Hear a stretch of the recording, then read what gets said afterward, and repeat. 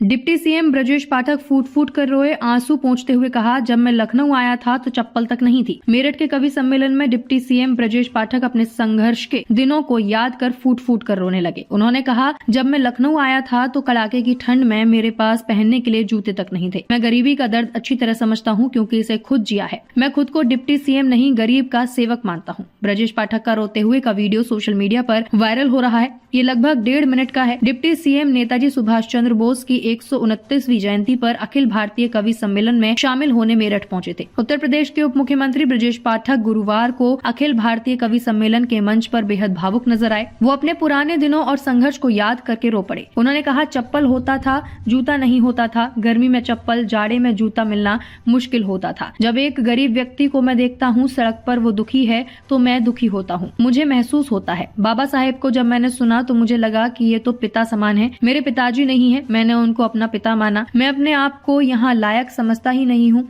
जहाँ मैं खड़ा हूँ। मैं इस लायक अपने को समझता ही नहीं हूँ। चप्पल होता तो जूता नहीं होता था। गर्मी में चप्पल, जाड़े में जूता मिलना मुश्किल था। जब एक गरीब व्यक्ति को मैं देखता हूँ सड़क पर, वो दुखी है तो मैं दुखी होता हूँ। मुझे महसूस होता है।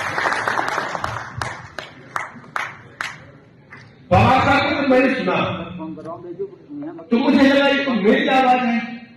मेरे पिताजी नहीं है, मैंने इनको अपना पिता माना। आप मैं अपने आप को जहां लायक समझता नहीं, जहां मैं खड़ा हूं। मैं डिप्टी सीएम लायक नहीं अपने को समझता हूँ। उस गरीब आदमी को अपना घर समझता हूँ जिस मुसीबत से पढ़ के झेल के यहाँ तक आया। मैंने अपने आप रोटियां बनाई। मुझे आटा मारना नहीं आता था। कभी रोटी आटा मारने में पहली बार तो कभी आटा ज्यादा होगा, कभी पानी ज्यादा होगा। इतना आटा एक आदमी खाने वाला। अम्मा ने स्टोव किया था। उस समय मिट्टी तेल का स्टोव होता था। तवा रखना भूल गई थी। लखनऊ आया तो सीधे उसी स्टोव पर रोटी पका के मैंने खाया।